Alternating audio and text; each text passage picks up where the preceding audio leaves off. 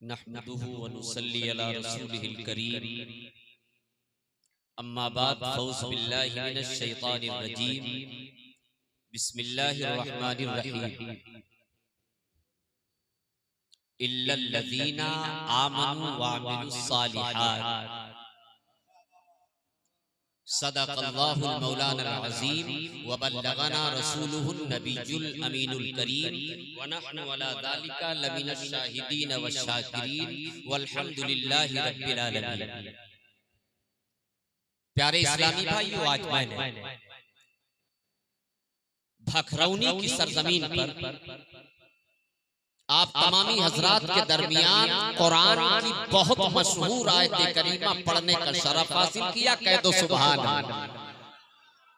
और इस आयत करीमा के तहत थोड़ी देर गुफ्तगू करने में बेहतर ही नहीं।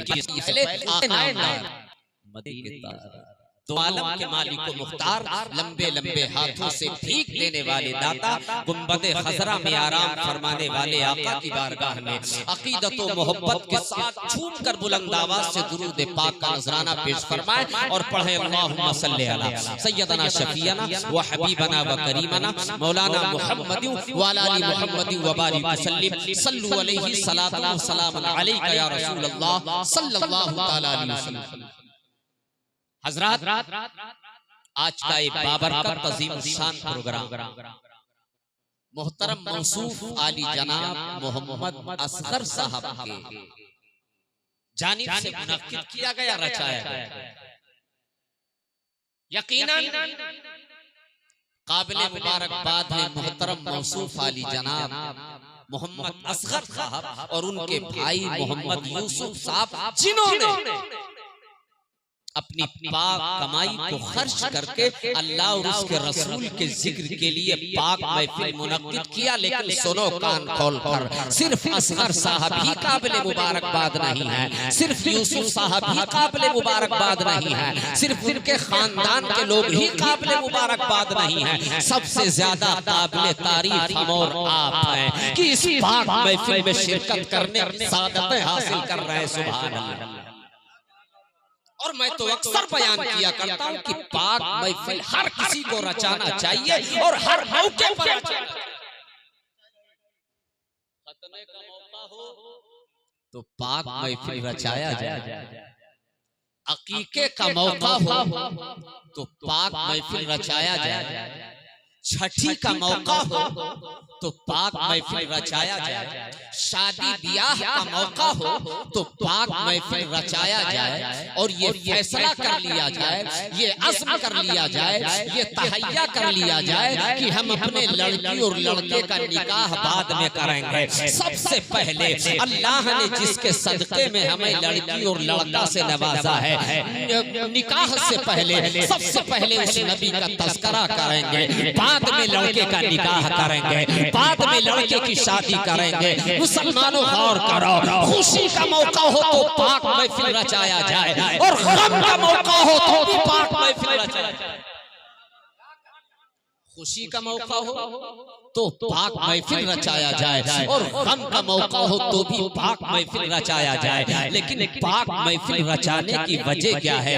महफिल पाक रचाने का सबब क्या है? महफिल पाक रचाने का मामला क्या है? कान खोल करके सुनो मुसलमानों। क्या मोहम्मद असगर साहब बेवकूफ थे? क्या मोहम्मद यूसुफ साहब बेवकूफ थे जो महफिल पाक मुनक्किद किया है? महफिल पाक रचाने में मुद्दरा खर्च होता है, रुपया और पैसा खर्च होता है, डीजे का इंतजाम करेंगे रुपया खर्च होगा, शामियाने का इंतजाम करेंगे रुपया खर्च होगा, बाजे का इंतजाम करेंगे रुपया खर्च होगा, टेंट का इंतजाम करेंगे रुपया खर्च होगा।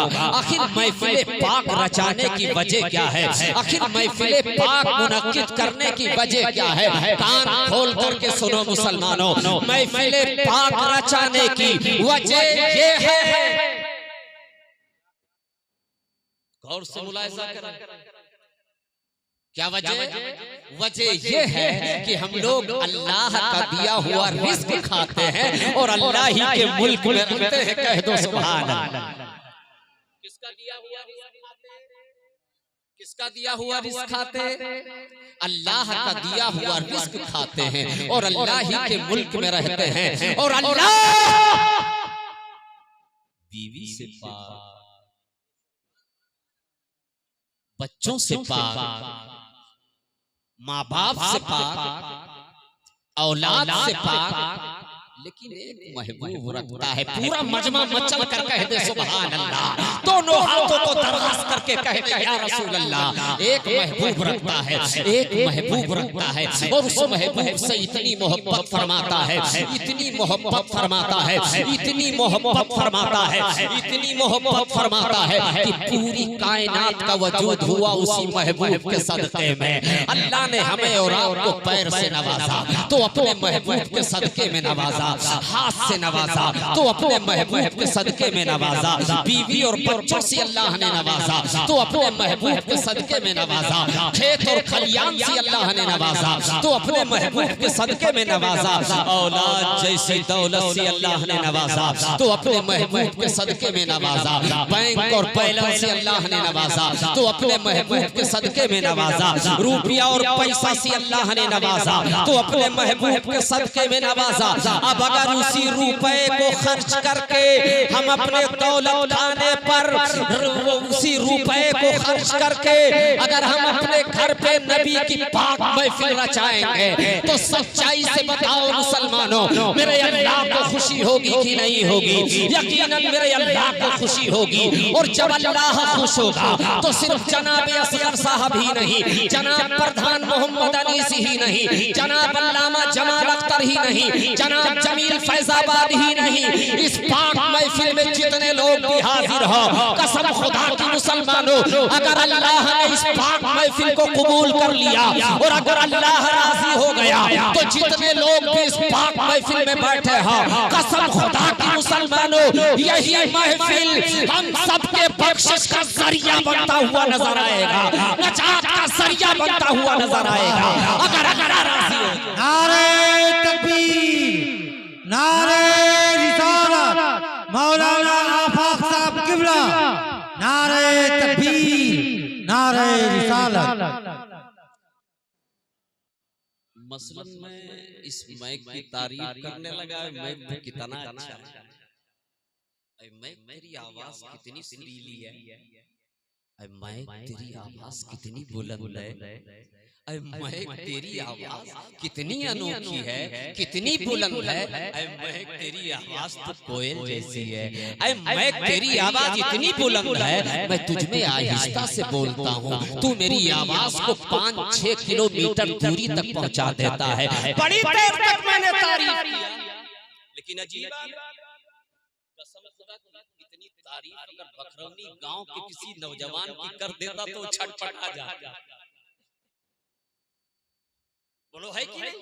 लेकिन इतनी देर से मैं इस माइक की तारीफ कर रहा हूँ, लेकिन न ये लीड मेरे बात का कुछ जवाब दे रही है, न ये माइक मुस्कुरा रहा है, न ये सामने रखी हुई लीड मेरे बात का कुछ जवाब दे रही है, न ये डीजे कुछ बोल रहा है, न ये मशीन कुछ बोल रही है। मैं कशमकश में पड़ गया, अजीब मामला है। इसी दरमियान में मेरी नजर माइक मैकेनिक के ऊपर पड़ गई। वो जनाब अली बैठे बैठे आहिस्ता आहिस्ता मुस्कुरा रहे थे और ऐलान कर रहे थे, ये मौलाना आफाक सुनो सुनो, ये लीड का कमाल नहीं है, ये माइक का कमाल नहीं है, ये हरन का कमाल नहीं है, ये मशीन का कमाल नहीं है, ये डीजे का कमाल नहीं है, ए मौलाना आफाक ये मेरे सेटिंग का कमाल है, मेरे सेटिंग का कमाल है। अब मैं आपसे पूछना चाहता हूँ कि जब एक माइक की तारीफ करने के ऊपर जनाब अली माइक मैकेनिक को खुशी हो सकती है, तो जब हम असगर अली साहब के दरवाजे पर अल्लाह के प्यारे हबीब की तारीफ करेंगे तो सच्चाई से बताओ मुसलमानों, मेरे अल्लाह को खुशी होगी कि नहीं होगी? यकीनन मेरे अल्लाह को खुशी होगी। और जब अल्लाह खुश होगा उसकी दरियाए रहमत जोश में आएगी। तो सुनो कान खोलकर, अल्लाह की खुशी ही बख्शिश का जरिया है, अल्लाह की खुशी ही नजात का जरिया है। अल्लाह की खुशी नजात का जरिया है। हजरात गिरामी, अभी जब मिंबर रसूल पर मैं बैठा था मेरे भाई, जब जमील फैजाबादी साहब कारी तनवीर आलम साहब नबी की नात पढ़ रहे थे, तो कसम खुदा की मैं बाजू में बैठा छटपट छटपट छटपट छटपट कर रहा और मैं सोच रहा था कि अगर मौलाना जमाल अख्तर साहब ने दे दिया टाइम से नंबर, तो इंशाअल्लाह चंद अशार पढ़ करके हजरत हसन की सुन्नत पर अमल मैं भी करूंगा। इसलिए कि नबी की नात हर किसी को पढ़ना चाहिए। बच्चा हो सरकार की तारीफ पे नबी की नात गुनगुनाए, नौजवान हो सरकार की तारीफ पे नबी की नात गुनगुनाए, और मेरी माँ बहनें घर में झाड़ू लगाए तो सरकार की तारीफ पे नबी की नात गुनगुनाए। मेरी माँ बहनें घर में झाड़ू लगाए, घर में बर्तन मांजे तो सरकार की तारीफ पे नबी की नात गुनगुनाए। ये मेरी माँ बहनें घर में खाना पकाएं तो सरकार की तारीफ पे नबी की नात गुनगुनाए। अरे मुसलमानों गौर करो, अरे जो खाना नाते नबी पढ़ करके पकाया गया होगा, उस खाने के जायके का आलम क्या होगा? सुभान अल्लाह, लज्जत का आलम। नबी की नात हर किसी को पढ़ना चाहिए। और ये हमारी जमात के लोग जानते हैं, चाहे वो जमील फैजाबादी साहब या आबिद बहराइची साहब, आपकी और हमारी मुलाकात तो शायद पहली बार हो रही है ना। अल्लाह आपको सलामत रखे। लेकिन एक गुजारिश करता हूँ, इसके बाद कभी भी अगर मेरी जरूरत पड़ जाए तो थोड़ा मेरी कमजोरी पर तरस खा के मेरे भाई हमको भी 10 बजे बिठा दीजिएगा। जी गौर करें मेरे भाई, हिंदुस्तान का कोई कितना भी बड़ा टॉप मुकर्रिर क्यों ना हो, और 12 बजे के बाद अगर आप उसको बिठाएंगे तो वो आपको जगाएगा या तकरीर करेगा। मेरे भाई गौर करो, अब तक मोटे ताजे लोग आए तो उनके जिम्मे आपने सिंगल काम दिया, और जब कमजोर को बिठाया वो भी 12 बजे के बाद, तो डबल काम। अल्हम्दुलिल्लाह हमें इसकी कोई शिकायत नहीं, लेकिन काश अगर कुछ पहले नंबर मिल जाता तो ये जो लोग चले गए हैं हो सकता है ये न जाए। जी और जिस रोज मेरे बयान से सामईन में से कोई फर्द उठ करके चला गया, उसी दिन से तकरीर करना मौलाना आफाक बंद कर देगा। जी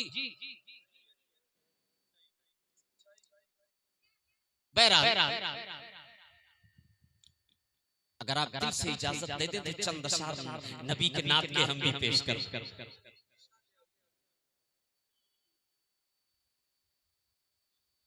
दिल से इजाजत दे बाबू। सुभान अल्लाह, ये 50 ग्राम का बच्चा अभी नींद में मस्त मगन था, टकटकी मारे हमें देख रहा है। सुभान अल्लाह, अल्लाह इस बच्चे के जज्बे को सलामत। इजाजत। एक साहब सामईन में बैठे हैं, हमें ऐसा लगता है कि पूरे मजमे में मिल करके उनको एजेंट बना दिया गया है। जो कुछ करेंगे आज के जलसे में आप ही करेंगे। जी सब लोग हिस्सा ले, उन्हीं का इख्तियार नहीं। तो नबी की नात सुनना चाहते, लेकिन अब तक के जितने शायरों ने नबी की नात पेश की है सिर्फ अपनी जानिब से, लेकिन हम जो ये कलाम पेश कर रहे हैं सबकी जानिब। और अल्लाह की बारगाह में दुआ करते हैं मौला इस कलाम को अपनी बारगाह में कबूल कर ले, और आने वाले जिलहिज्जा के महीने में हम सबका नंबर लगा दिखा दे या इलाही वो मदीना कैसी बस्ती है। दिखा दे या इलाही वो मदीना कैसी बस्ती है जहां पर रात दिन मौला तेरी रहमत बरसती है। परवरदिगार आलम की बारगाह में दुआ है मौला हम सबको मक्का मदीना का हाजी बना दे। आमीन कह दो यार। जहां फायदे वाली बात हुआ करे वहां आमीन कह। मालूम नहीं किसका आमीन कहना, अल्लाह कबूल कर ले और हम सबको मक्का मदीना का हाजी बना दे। और सुनो, रुपए वाले मदीना नहीं जाते, इश्क वाले मदीना जाते हैं। अल्लाह ने जिंदगी में सारी ख्वाहिशों को पूरी कर दिया। ये मौलाना जमाल अख्तर साहब को अच्छी तरह मालूम है, हमारी जमात के लोगों को अच्छी तरह मालूम है। मौलाना आफाक की सारी ख्वाहिशों को अल्लाह कबूल कर दिया, बस आखिरी ख्वाहिश बाकी है। अल्लाह की बारगाह में तुम भी दुआ करो, हम भी करते हैं। ऐ काश मरने से पहले,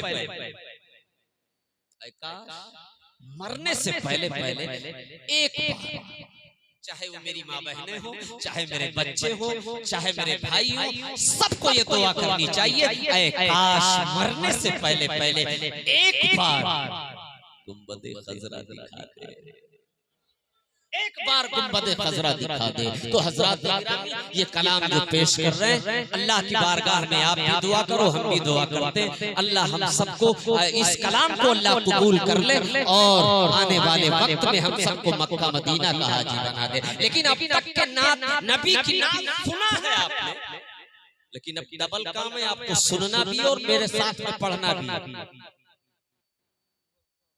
और एक चीज और कह देते हैं आपसे, अभी थोड़ी देर के बाद ये अल्लामा जमाल अख्तर साहब कुछ जरूरी काम से घर जाने वाले हैं। क़यामगाह पे मुझसे बताया कि मेरे जिम्मे ये मजबूरी है। मैंने कहा ठीक है आप जा सकते हैं, लेकिन आप जानते हो इन्होंने ही मुझे बुलाया, ये अगर चले गए तो जिम्मेदारी फिर आपकी है कि नहीं? भाई ये चले गए, हमारे ऊपर कोई हादसा हो गया तो कौन जिम्मेदार है? वैसे अल्लाह न करे, मतलब इसीलिए तो सामने बिठाया आपको। माशाअल्लाह। हजरात एक बात मैं दावे के साथ कह सकता हूँ, चाहे वो सीतापुर हो, चाहे बनारस छत्तीसगढ़ हो, चाहे फैजाबाद हो, चाहे रौनाही हो, प्रधान तो जिंदगी में बहुत देखे हैं मैंने, लेकिन ऐसा प्रधान जिंदगी में पहली बार देख रहा हूँ जिसके दिल में इस तरह से नबी की मोहब्बत है। कह तो मचल कर सुभान।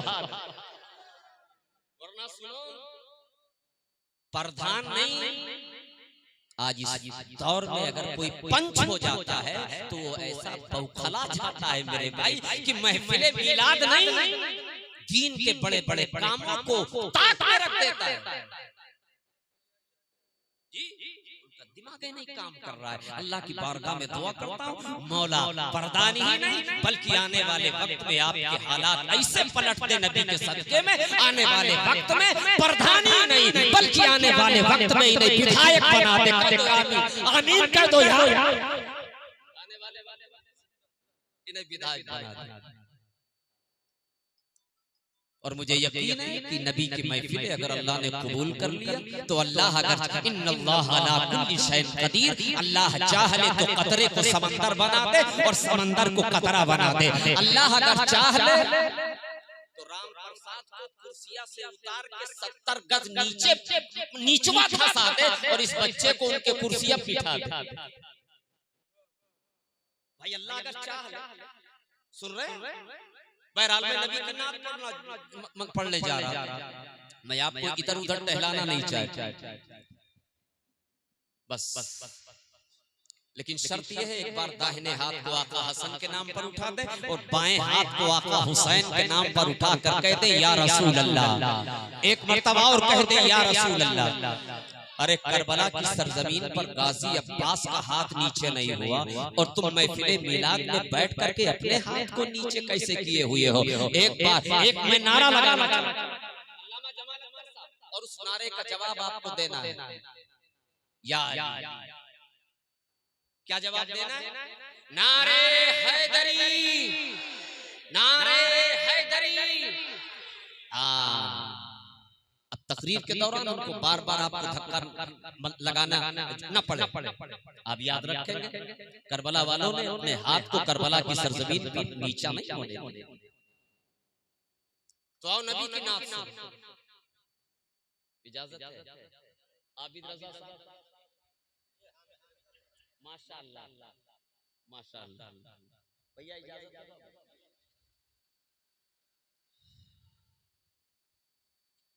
माँ बहनें भी मेरी बड़ी बहुत ही गौर से सुन रही हैं, अल्लाह कबूल फरमाए और मैदान महशर में उनको फातिमातुज़ ज़हरा का साया नसीब हो जाए। मुलाहिज़ा फरमा ले दुआओं के साथ। या रसूल अल्लाह, आप न कहो न फौरी तौर पर निकाह टूट जाए जी, कह दो या रसूल अल्लाह, या रसूल अल्लाह, या रसूल अल्लाह। रुख रोशन से पर्दा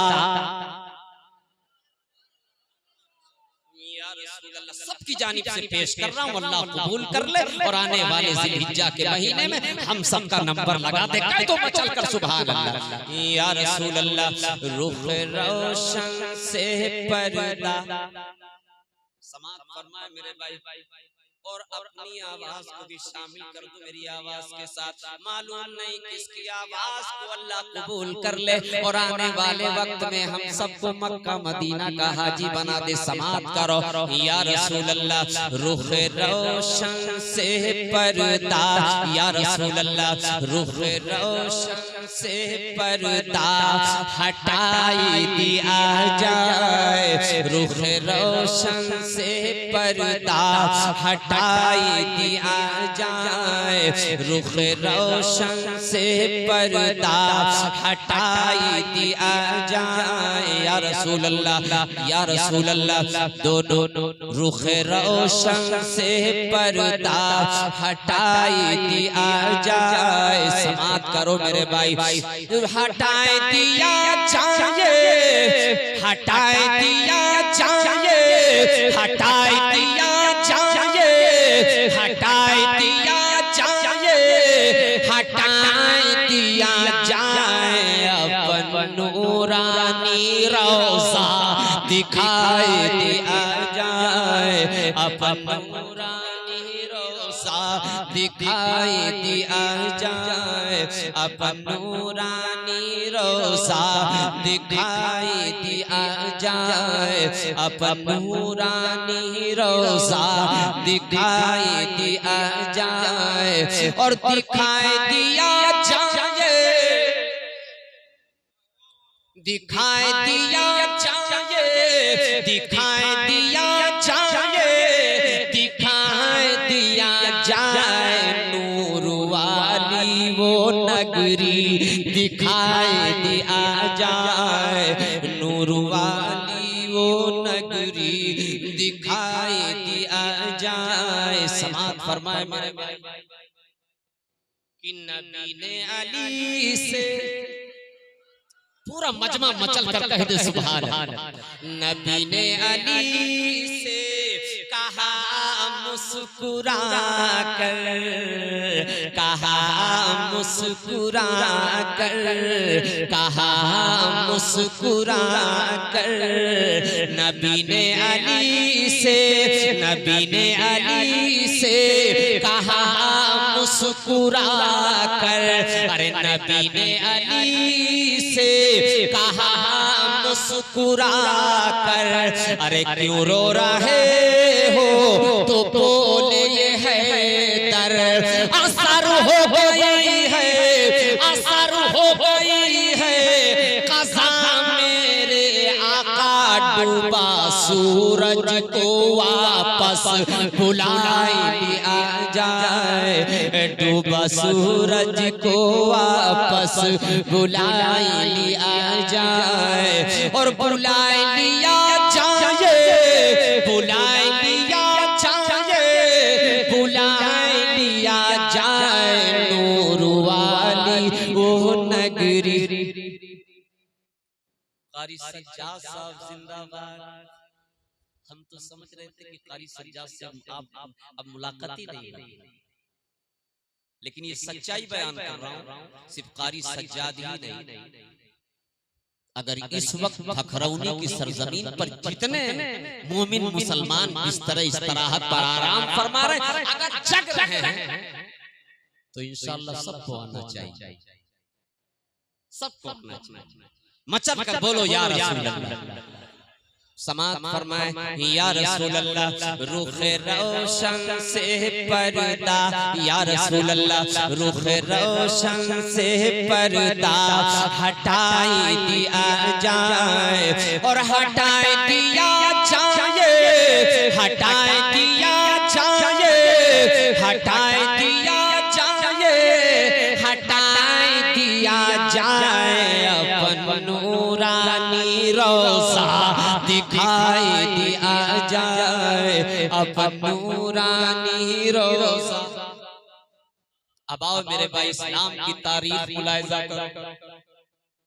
अल्लाह जाने क्या सूझी थी उस बूढ़ी को, दिन भर का कूड़ा जमा करके रखती, इंतजार करती कब गुजरेंगे मेरे दरवाजे से मोहम्मद अरबी। शेर मुलाहिजा करो, ईमान ताजा हो जाएगा। दाहिने हाथ को आका हसन के नाम पर उठा दो, बाएं हाथ को आका हुसैन के नाम पर उठाकर कह दो या रसूल अल्लाह, या रसूल अल्लाह।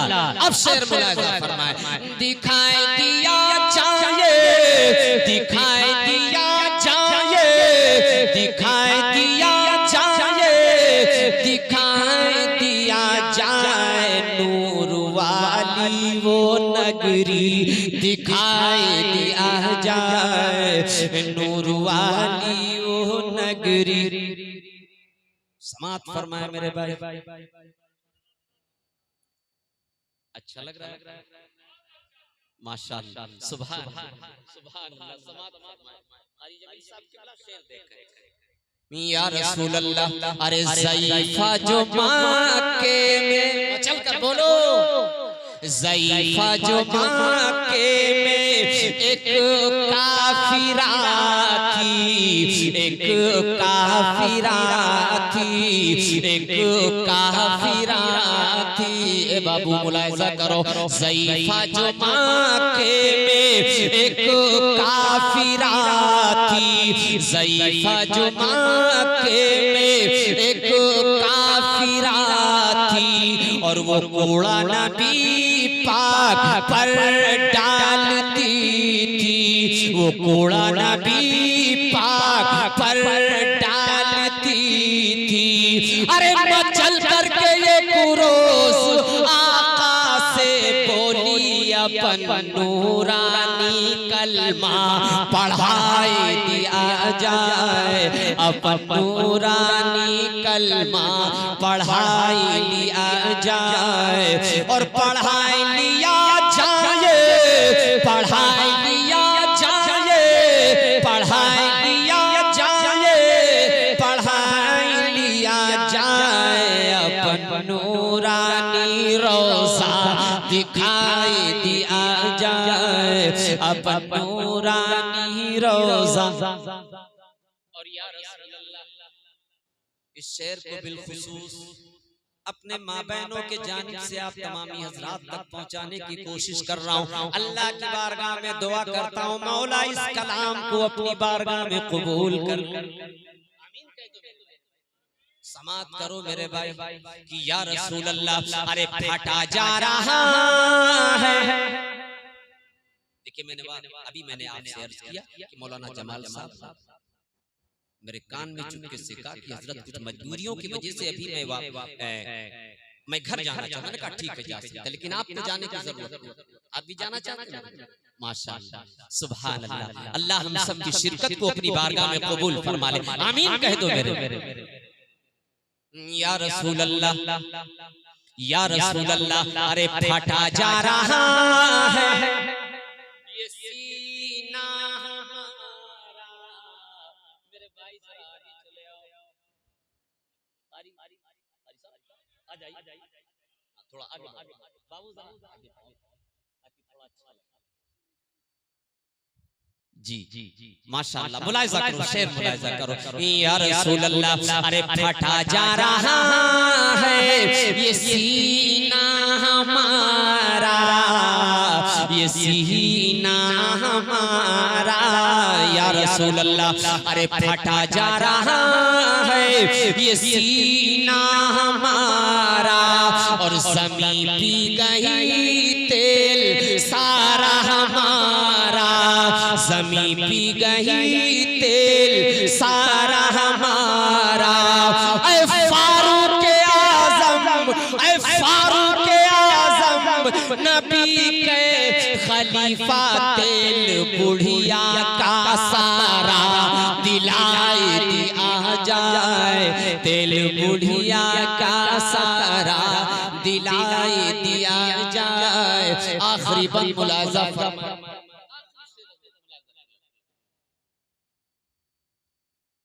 उसके बाद जब कभी अल्लाह ने जिंदगी मौत का मेरे भाई कोई ठिकाना है, कोई ठिकाना है। आखिरी बंद पढ़ रहा हूं, मुलाहिजा फरमाए। मैदाने महशर का मंजर होगा, नफसी नफसी का आलम होगा मेरे भाई, कोई किसी के पुरसाने हाल नहीं। बड़ा बुरा आलम होगा मेरे भाई मैदान महशर। शिद्दत प्यास से सबकी ज़बानें बाहर निकल चुकी होंगी। किसी की ज़ुबान मैदान महशर में शिद्दत प्यास की बुनियाद पर इतनी बाहर निकल चुकी होगी कि सीने पे लटक रही होगी। किसी की ज़ुबान मैदान महशर में शिद्दत प्यास की बुनियाद पर इतनी बाहर निकल चुकी होगी कि कमर पे लटक रही होगी। किसी की ज़ुबान शिद्दत प्यास की बुनियाद पर मैदान महशर में इतनी बाहर निकल चुकी होगी कि पैर के दोनों अंगूठों पे लटक रही होगी। बड़ा बुरा आलम होगा मेरे भाई। लेकिन आपको टेंशन की जरूरत नहीं है, आपको कश्मकश में पड़ने की जरूरत नहीं है, आपको तशवीश में पड़ने की जरूरत नहीं है, आपको फिक्रमंद होने की जरूरत नहीं है, आपको रंजीदा खातिर होने की जरूरत नहीं है। क्यों? इसलिए कि मैदान महशर में हौसे कौसर के जो मालिक होंगे वो और कोई नहीं होगा बल्कि इमाम हुसैन के नाना होंगे। सुभान अल्लाह। और जब इमाम हुसैन के नाना होंगे तो टेंशन किस बात? अब शेर मुलाहिजा फरमाए, या रसूल अल्लाह या रसूल अल्लाह, अरे लबालब सभी को चलकर बोले, या रसूल अल्लाह, अरे लबालब सभी को दिए जा रहे हैं, दिए जा रहे हैं या रसूल अल्लाह, अरे लबालब सभी को दिए जा रहे हैं। और तपिश रोज़े महशर तपे जा रहे हैं। हबीब खुदा मालिके हौज़े कौसर एक प्याला हमें भी पिलाए दिया जाए, एक प्याला मुझे भी पिलाए दिया जाए, एक प्याला। इल्लल्लज़ीना आमनू व अमिलुस सालिहात। ये किसी मुल्ला का बयान नहीं, इस इलाके के किसी अल्लामा और मौलाना का बयान नहीं,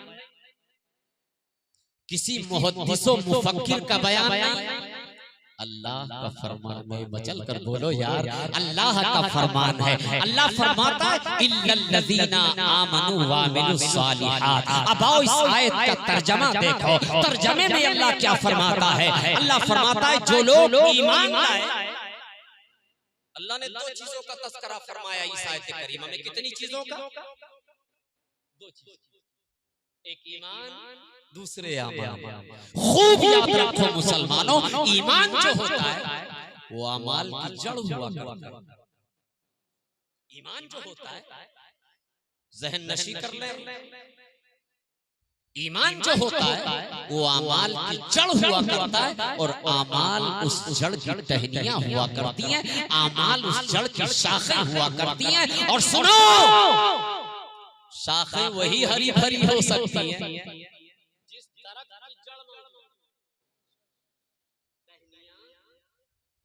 दरख्त की टहनियां शाखें वही हरी भरी हो सकती हैं जिस दरख्त की जड़ मौजूद हो। कान खोल करके सुनो मुसलमानों, दरख्त की अगर जड़ मौजूद है तो उस दरख्त के जड़ को अगर हम और आप पानी देंगे तो दरख्त की टहनियां हमारे और आपके लिए फल पैदा करेंगी। और सुनो, अगर जड़ ही कायम न हो, अगर दरख्त की जड़ ही कायम न हो तो पानी के बजाय दूध भी दिया जाए तो बेकार है। कान खोल करके सुनो मुसलमानों, इसी तरह ईमान का होना जरूरी है। ईमान अगर हमारे और आपके अंदर मौजूद है तो हमारी नमाज नमाज होगी, रोजा रोजा होगा, हज हज होगा, ज़कात ज़कात होगी। और अगर ईमान ही कायम नहीं मुसलमानों तो 24 घंटे नहीं 48 घंटे अपने सर को सजदे में क्यों न रखे रहा। 3 लाख रुपया लगाने के बाद काबे का 7 चक्कर नहीं 14 चक्कर भाग दौड़ करो। रसूलुल्लाह इरशाद फरमाते हैं कि मैदान महशर में कोई नतीजा नहीं हासिल हो सकता। मैदान महशर कोई नतीजा नहीं। आज हम भी अपने आप को मुसलमान कहते हैं, आप भी अपने आप को मुसलमान कहते हैं। मैं पहली बार आया भखरौनी की सरजमीन पर, मेरे नजरों के सामने इतना मजमा है, अगर मैं किसी को कह दूं फला मुसलमान नहीं, कसम खुदा की भखरौनी की सरजमीन पर जितने दिन जिंदा दिल मुसलमान है, सबकी लाठियां मौलाना आफाक की जान। अब तक इतने बड़े बड़े मुसलमान हैं, अब तक इतने बड़े बड़े मौलाना। जी जी माशाअल्लाह। चलिए इस्लाह करने, अरे प्रधान जी आपको तो बताना चाहिए। हाँ हाँ जी भखरौनी, अच्छा माशाअल्लाह। एक बार दुरूद पाक पढ़ लें। अल्लाहुम्मा सल्ली अला सय्यदना शफीअना मौलाना मुहम्मद व अला आलि मुहम्मद व बारिक वसल्लिम सल्लु अलैहि सलातु व सलामुन अलैका या रसूलल्लाह सल्लल्लाहु तआला अलैहि वसल्लम। हज़रात गिरामी, आप भी अपने आप को ईमान वाला कहते हो, हम भी अपने आप को ईमान वाला कहते हैं। आप भी अपने आप को आशिक़े रसूल कहते हो, हम ज़हन को हासिल करो मेरे भाई, वरना मैं आ गया मेरी हाजिरी हो गई। और ये पहली बार नायक साहब मेरे सामने जलवागर नहीं हुए, मेरे जमात के लोग जानते, रोजाना मेरा यही काम। अगर आप सुनेंगे, देखिए मुकर्रिर खुद नहीं बोलता मेरे बारे में, सामईन जिस तरह से चाहते मुकर्रिर से बुलवा लेते। कोई कितना भी बड़ा मुहद्दिस क्यों ना हो, कोई कितना भी बड़ा मुकर्रिर क्यों ना हो, लेकिन जब सामईन चाहते हैं तो मुकर्रिर बोलता है। बोलो है कि नहीं? जब तक आप चाहेंगे मैं आपके सामने तकरीर करूंगा इंशाअल्लाह। आप भी अपने आप को आशिक़े रसूल कहते हो, ये मिंबर रसूल पर जितने उलमा और शौरा तशरीफ फरमा, सब के सब अपने आप को आशिक़े रसूल कहते हैं। हम भी अपने आप को आशिक़े रसूल कहते हैं। आप भी अपने आप को ईमान वाला कहते हो, हम भी अपने आप को ईमान वाला कहते हैं। लेकिन जरा गौर करो, हमसे और आपसे पहले भी इस दुनिया से कुछ मुसलमान गुजर चुके हैं, उन्होंने भी अपने आप को आशिक़े रसूल कहा था, उन्होंने भी अपने आप को मुसलमान कहा था, उन्होंने भी अपने आप को मुसलमान कहा था, उन्होंने भी अपने आप को शहदाए हुसैन कहा था। जरा अपने गरेबान में झांक करके देखो और हजरत साद रज़ी अल्लाह तआला अन्हु के जिंदगी का मुताला करो, गौर करो, ईमान ताज़ा। देखिए हजरत, किस्सा कहानी वाले मौलाना दूसरे होते हैं, मैं हीर रांझा की कहानी सुनाने नहीं आया। और कुर्सी खिताबत पर ये जो बैठा हूं, मुझे आपकी फिक्र नहीं है कि आप खुश हो जाएं, मेरी तकरीर कामयाब हो गई। कारी तनवीर रजा साहब खुश हो गए, मेरी तकरीर कामयाब हो गई। मोहतरम यूसुफ साहब खुश हो गए, मेरी तकरीर कामयाब हो गई। प्रधान जी ने मुझे दिल में बसा लिया, मेरी तकरीर कामयाब हो गई। ये मेरा मकसद नहीं, मेरा मकसद सिर्फ एक है, जो आपका मकसद है वही मेरा भी मकसद है। मकसद एक होना भी चाहिए, और मकसद ये है कि आज के इस प्रोग्राम में अल्लाह भी खुश हो जाए, उसका रसूल भी खुश है। मचल कर बोलो सुभान अल्लाह। और आज की इस पाक महफिल को अल्लाह अपनी बारगाह में कबूल कर ले, आमीन कह दो मेरे भाई। हमारी भी नजात का जरिया बन गया, आपकी भी नजात का जरिया बनता हुआ। तो मैं अर्ज कर रहा था, आप भी अपने आप को आशिक़े रसूल कहते हो, हम भी अपने आप को आशिक़े रसूल कहते हैं। तुम भी अपने आप को ईमान वाला कहते हो, हम भी अपने आप को ईमान वाला कहते हैं। हमसे और आपसे पहले भी इस दुनिया से कुछ मुसलमान गुजर चुके हैं, उन्होंने भी अपने आप को ईमान वाला कहा था, उन्होंने भी अपने आप को आशिक़े रसूल कहा था। आओ चलो हजरत साद की जिंदगी को देख लो, ताकि पता चल जाए कि आशिक़े रसूल कहते किसको हैं, ईमान वाला कहते किसको है, आशिक़े रसूल कहते किसको। ये हजरत साद कौन है? एक नौजवान है, सहाबी रसूल है और कुंवारे साहिबी रसूल, बगैर शादीशुदा आशिक़े रसूल। तारीख बताती है कि आपका चेहरा बहुत ही ज्यादा काला था। किसका? मैं तकरीर नहीं कर रहा हूं, समझा रहा हूं। और एक सहाबी का इश्क आपके सामने रखने नहीं, अगर ऐसी कोई मजबूरी होगी मेरे भाई तो आप जा सकते हैं जी, मेरे तरफ से फुल छूट है। अभी भेवंडी के प्रोग्राम में मेरे को मालूम होगा, भेवंडी की सरजमीन पर बहुत बड़ा कॉन्फ्रेंस था मेरे भाई। जैसे मेरी तकरीर शबाब पर पहुंचती, एक नौजवान छटपटा कर बीचों बीच मजमे से खड़ा हो गया।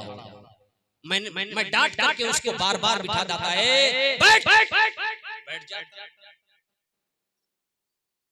वो बैठ जाता, दोबारा जैसे मेरा बयान फिर शबाब पर पहुंचा, दोबारा फिर खड़ा हो गया, तीसरी बार फिर खड़ा हो गया। लेकिन तीसरी बार मेरे भाई जैसे बैठा,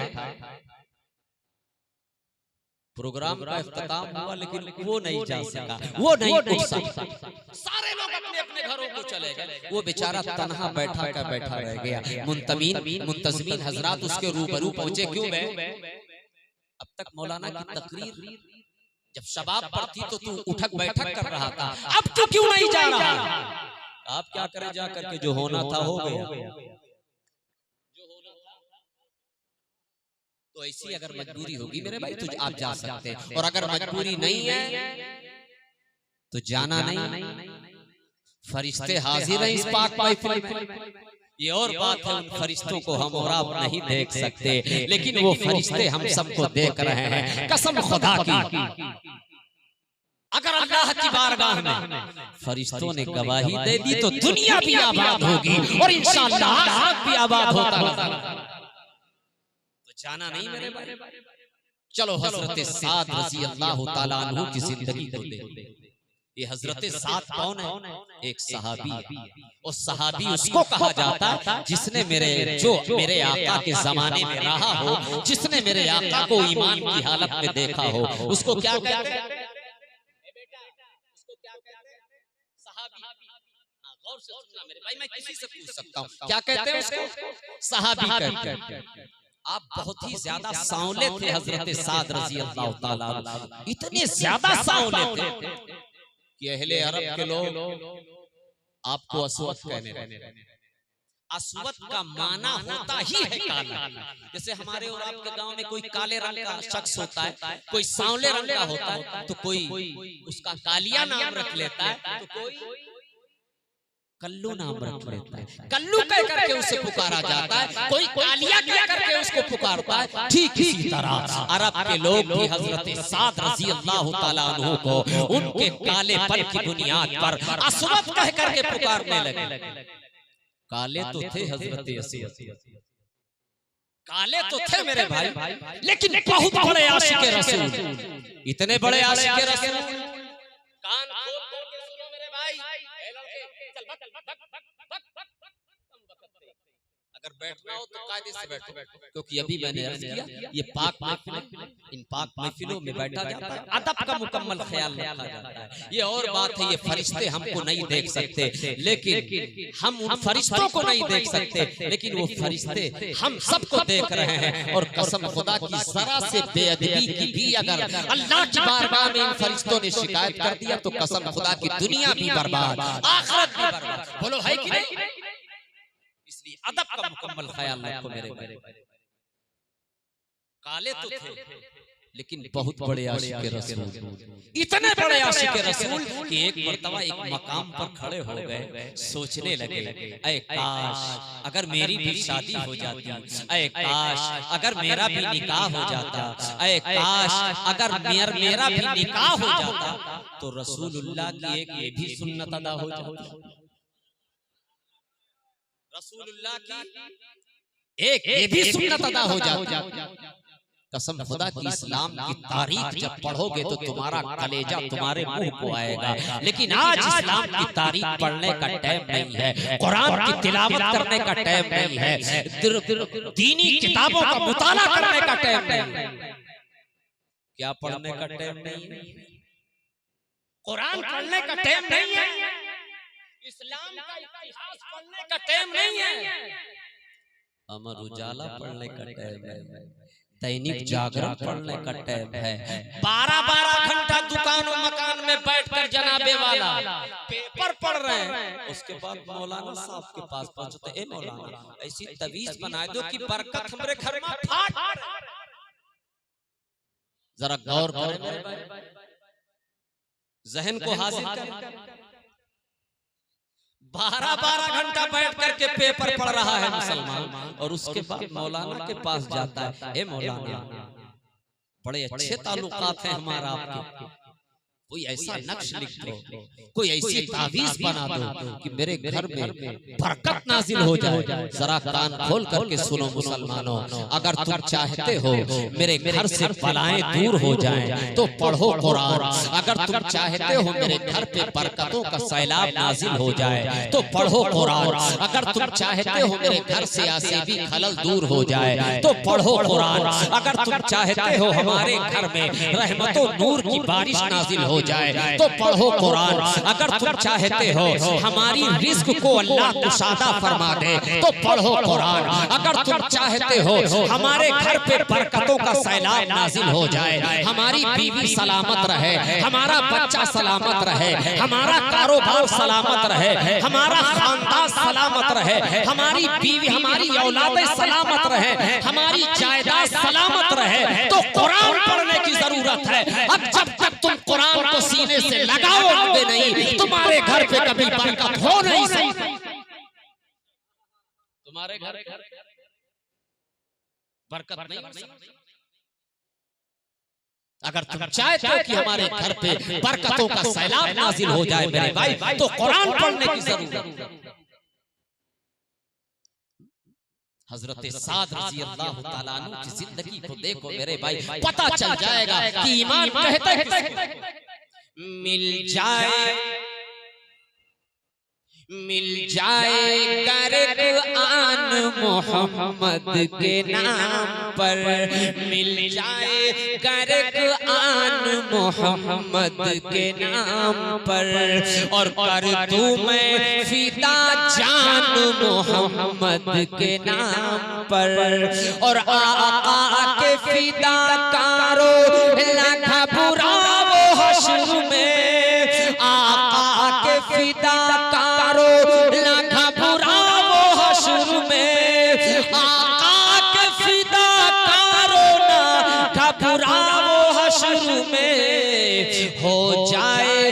पहचान मोहम्मद के नाम पर, हो जाएगा पहचान मोहम्मद के नाम पर।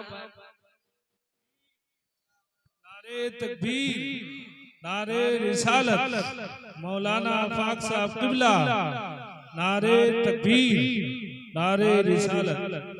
बहुत बड़े आशिक रसूल अर्ज करते हैं, मौला अगर मेरा भी निकाह हो जाता तो रसूलुल्लाह की एक ये भी सुन्नत अदा हो जाती। नौजवान सहाबी अल्लाह की बारगाह में दुआ करते हैं, या अल्लाह मेरा भी निकाह हो जाए ताकि मैं रसूलुल्लाह की सुन्नत से महरूम ना हो जाऊं।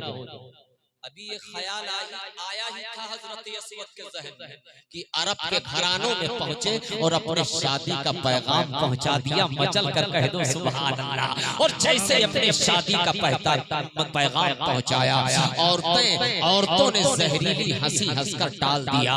कौन शादी करे इस काले कलूटे से, कौन शादी करे इस सावनेपन इंसान से, कौन शादी करे। तारीख बताती है अस्वद जिस घर के दरवाजे पर जाते हैं ठुकरा दिए जाते हैं। तारीख बताती है मुसलमानों, अरब की कोई गरीब मामूली लड़की भी अस्वद से रिश्ता करने पर तैयार न हुई। और जब सारे दरवाजे से अस्वद ठुकरा दिए गए, जब सारी लड़कियों ने अस्वद को ठुकरा दिया आपके कालेपन की बुनियाद पर, तो फिर एक मकाम पर खड़े हो गए, सोचने लगे ऐ काश क्या मेरा रिश्ता नहीं होगा, ऐ काश क्या मेरी शादी नहीं होगी, ऐ काश क्या मेरी दुनिया आबाद नहीं होगी, ऐ काश क्या मुझसे कोई बीवी बच्चे नहीं होंगे।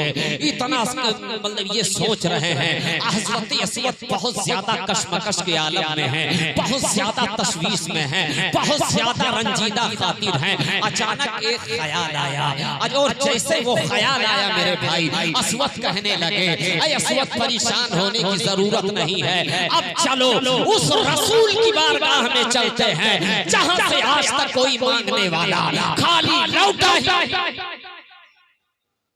अभी ये ख्याल आया कि अस्वद दौड़े दौड़े रसूलुल्लाह की बारगाह में पहुंचे, दौड़े दौड़े रसूलुल्लाह की बारगाह में पहुंचे, रसूलुल्लाह की बारगाह में पहुंचे, सलाम पेश किया और सलाम पेश करने के बाद अदब के दायरे में नियत बांधकर खड़े हो। आका ने फरमाया अस्वद कैसे आना हुआ?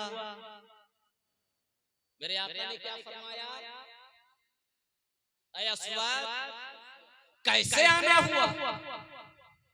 याद रखो मेरे भाई, ये जलसों में सिर्फ नारा लगाने से काम नहीं चलेगा।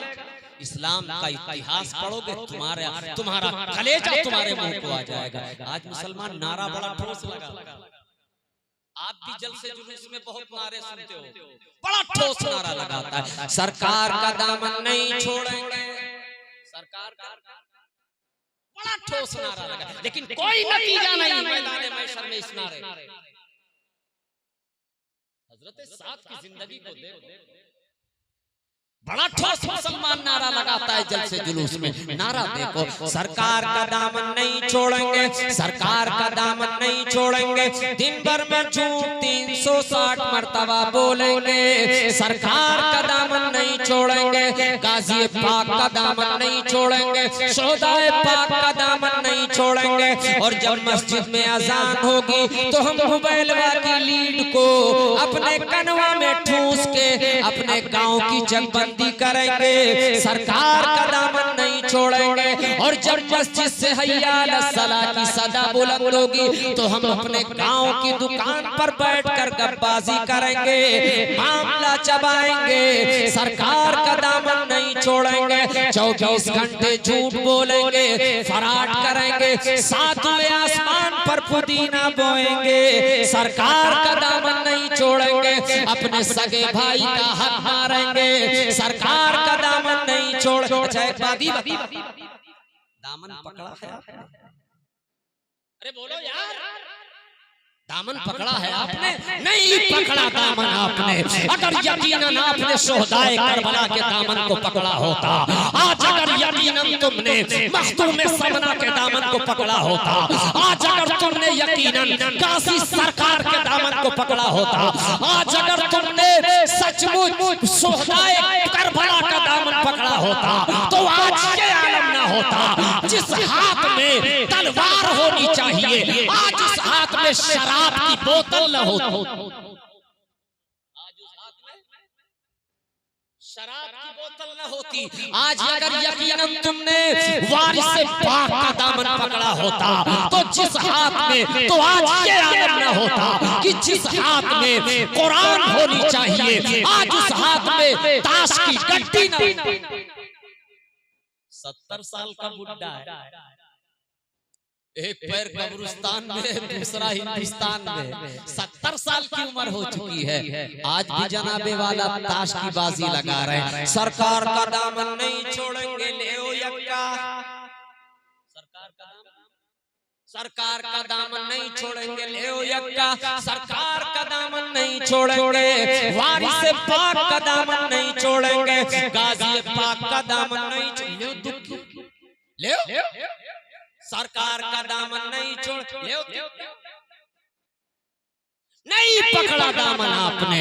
याद रखो मेरे भाई, दामन तो गाजी सरकार ने पकड़ा था, दामन तो वारिस पाक ने पकड़ा था, दामन तो सहाबा ने पकड़ा था। आओ जरा हजरत साद की जिंदगी को देखो, हजरत साद की जिंदगी को देखो मेरे भाई, पता चल जाएगा कि ईमान कहते हैं।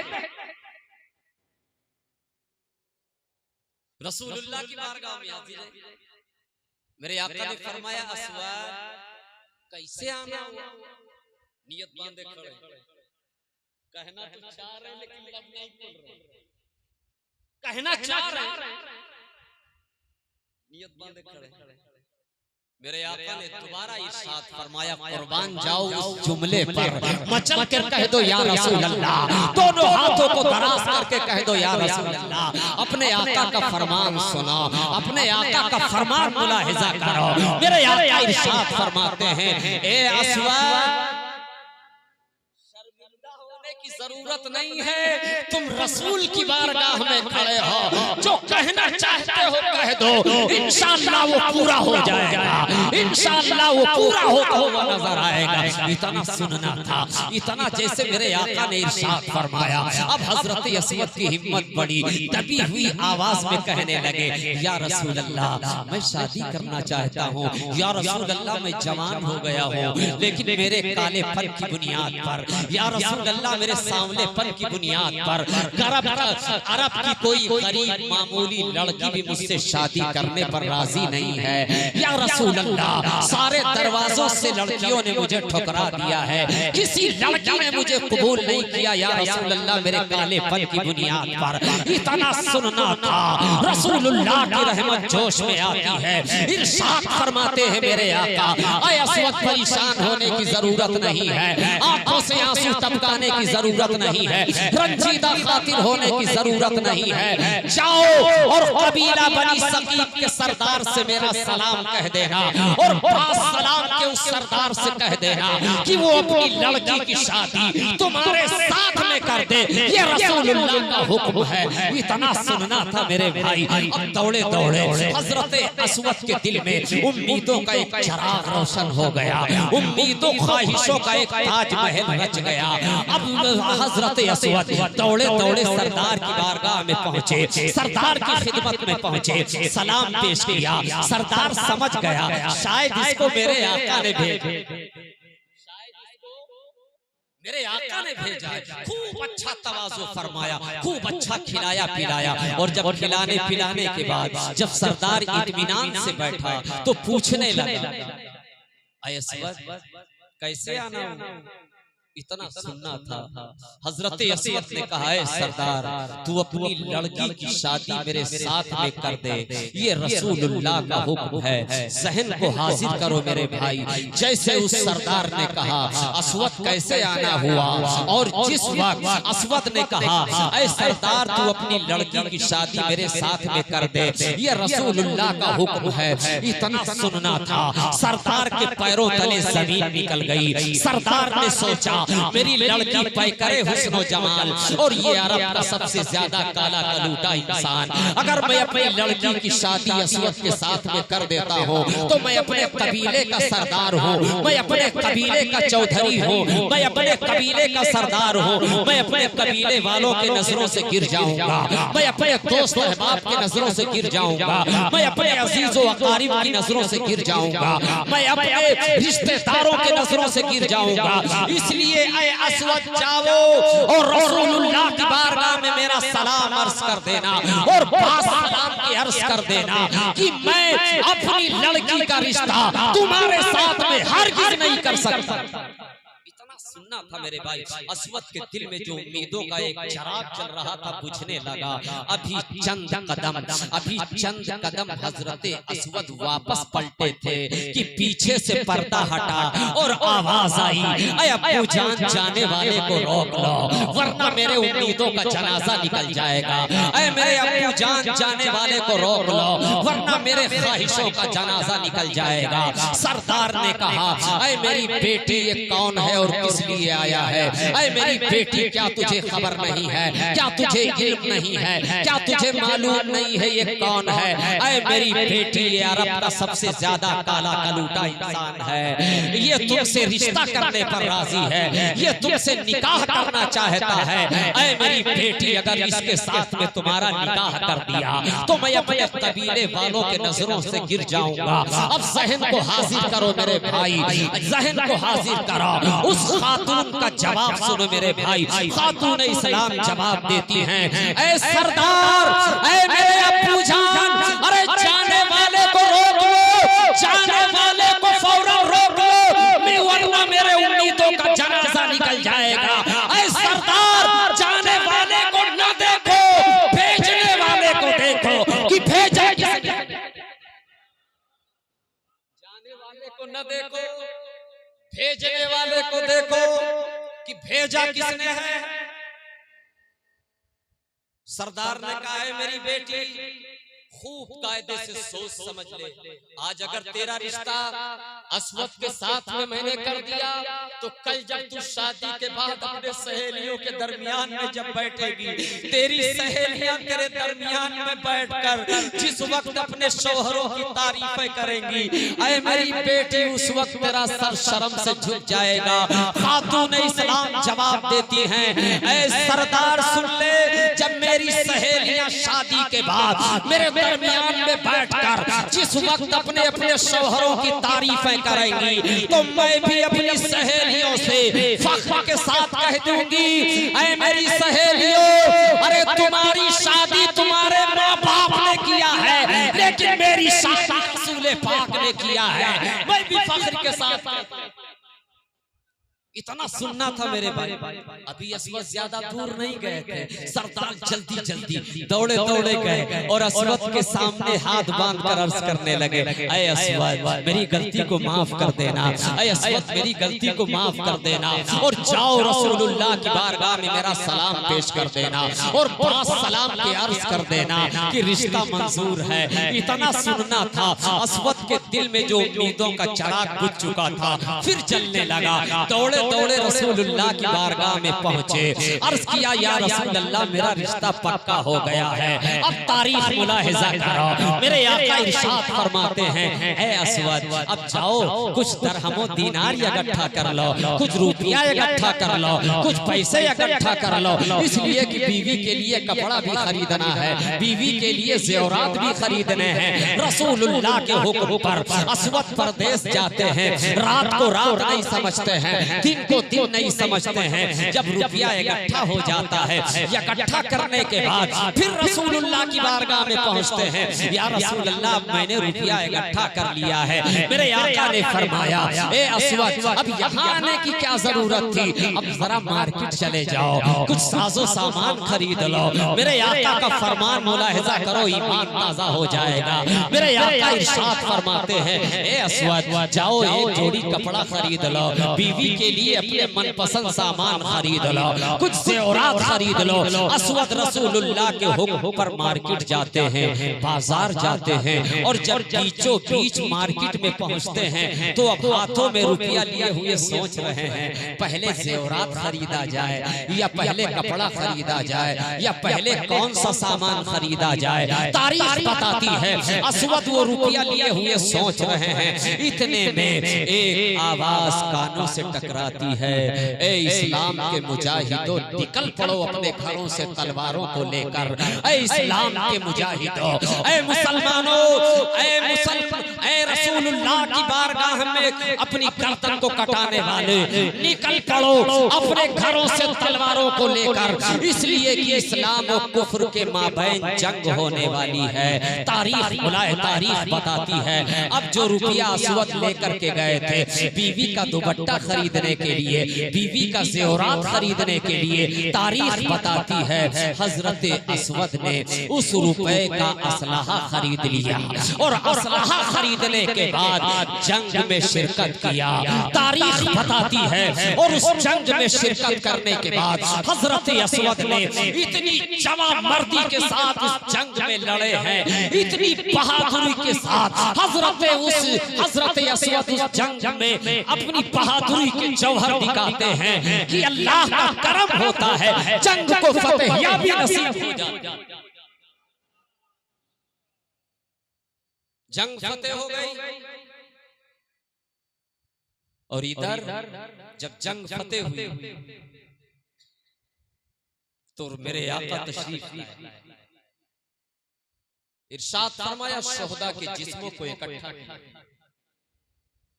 मेरे आका ने हुक्म फरमाया, सहाबे कराम लाशे मुबारका को उठा उठा कर मेरे आका के नजरों के सामने ला रहे। मेरे आका सबको मुलाहिजा, सबको देखते जा रहे, मेरे आका सबको मुलाहिजा करते हुए जा रहे, लेकिन सबसे आखिर जिस वक्त सहाबा ने हजरत अस्वद के लाशे मुबारका को रसूलुल्लाह के नजरों के सामने रखा था, तारीख बताती है मुसलमानों, मेरे आका की आंखों से आंसुओं का सैलाब जारी हो गया था और इरशाद फरमाया था, अरे वो सहाबा, ये वो अस्वद हैं, एक मुद्दत से जिनके दिल में शादी की तमन्ना थी, लेकिन इनके कालेपन की बुनियाद पर अरब की कोई गरीब मामूली लड़की भी अस्वद से रिश्ता करने पर राजी नहीं थी। लेकिन ऐ सहाबा, इस वक्त मैं देख रहा हूँ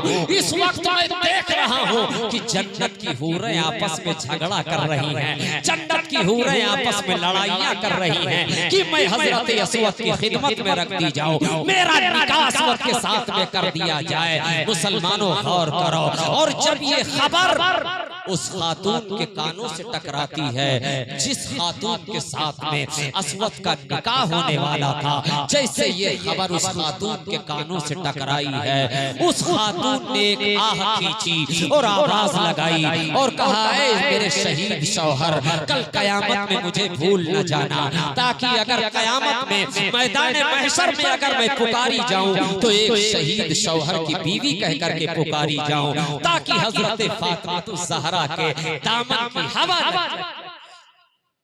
इल्लल्लज़ीना आमनू व अमिलुस सालिहात। खूब याद रखिए मुसलमानों, अल्लाह फरमाता है जो लोग ईमान लाए और ईमान लाने के बाद आमाल सालिहा बजा लाए, अल्लाह फरमाता है उनके लिए फायदा। अल्लाह क्या फरमाता है? उनके लिए फायदे। याद रखो मेरे भाई,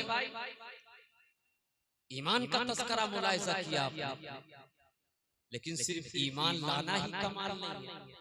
ईमान लाने के बाद ऐसी बात नहीं है कि ईमान लाकर बैठे रहो और किसी नेक काम के करीब, और जब इमाम साहब सवाल करें, ए भाईजान मस्जिद में हय्या अला सलाह की सदा बुलंद हो गई है, तुम दुकान पर बैठे मामला चबा रहे हो, मस्जिद से हय्या अला सलाह की सदा बुलंद हो चुकी है, अस्सलातु खैरुम मिनन नौम की सदा बुलंद हो चुकी है, तुम अपने बिस्तर इस्तराहत पर आराम कर रहे हो, मस्जिद में अल्लाहु अकबर की सदा बुलंद हो चुकी है, तुम चाय के होटल पर बैठ करके चाय की चिस्कियां ले रहे हो, तो अब अपने इमाम साहब से कह दो, हमको नमाज पढ़ने की क्या जरूरत है, हमको तिलावत करने की क्या जरूरत है, हम तो बहुत बड़े ईमान के ठेकेदार हैं। कान खोल करके सुनो मुसलमानों, जरा गौर करो, क्या ऐसे ईमान से कोई नतीजा है? अरे बोलो भाई, ऐसे ईमान से कोई नतीजा है? ईमान लाकर बैठे रहो और किसी नेक काम के करीब न जाओ। कान खोल करके सुनो, जिस तरह ईमान लाना जरूरी है, ठीक इसी तरह से ईमान लाने के बाद नेक कामों का होना भी। और याद रखो, नमाज ऐसी इबादत है किसी भी हाल में माफ नहीं, किसी भी हाल में माफ नहीं। अरे जब करबला वालों पे नमाज माफ नहीं हुई तो हमको और आपको कहां से पावर मिल गया भाई? हमको और आपको कहां से? आओ जरा इस्लाम की तारीख उठा करके देखो, करबला की तारीख उठा कर देखो, 33 जख्म नेज़े के इमाम हुसैन के जिस्म अतार पर 33 जख्म नेज़े के हैं और 24 जख्म तलवार के हैं, तीरों का तो शुमार नहीं है। तारीख बताती है इमाम हुसैन का एक रोंगटा भी ऐसा बाकी नहीं था करबला की सरजमीन पर जिस रोंगटे पर तीर ही न चुभी हो। जमीन पर तशरीफ फरमाए। कितने जख्म थे करबला की सरजमीन पर? 33 जख्म नेज़े के थे और 24 जख्म तलवार के थे, तीरों का तो शुमार ही नहीं है। ऐसे आलम में इमाम हुसैन जमीन पर तशरीफ फरमा है। शिमरे लईन जिस वक्त बढ़ा था इमाम हुसैन के सरे अक़दस को जुदा करने के लिए, उस वक्त मेरे हुसैन पाक ने इरशाद फरमाया था, ऐ शिमर मैं जानता हूँ मेरे सर को तू ही जुदा करेगा, लेकिन थोड़ी सी मोहलत दे दे, थोड़ा सा टाइम दे दे, ऐ शिमर थोड़ा सा वक्त दे दे ताकि 2 रकात नमाज अदा करके अल्लाह का शुक्राना अदा कर लो। अब मैं आपसे पूछना चाहता हूँ, इमाम हुसैन के जिस्म पर 33 जख्म नेज़े के हैं, 24 जख्म तलवार के हैं, तीरों का तो शुमार नहीं है। ऐसे आलम में जब करबला की सरजमीन पर हुसैन पाक पर नमाज माफ नहीं हुई तो जनाबे वाला तुम्हें कहां से पावर मिल गया है, तुम्हें कहां से रिजर्वेशन टिकट मिल गया है, तुम्हें कहां से इख्तियार मिल गया है नमाज छोड़ने। आज इस पाक महफिल में अहद कर लो, आज इस पाक महफिल में बैठ करके फैसला कर लो, आज इस पाक महफिल में बैठ करके अज़्म कर लो इंशाअल्लाह।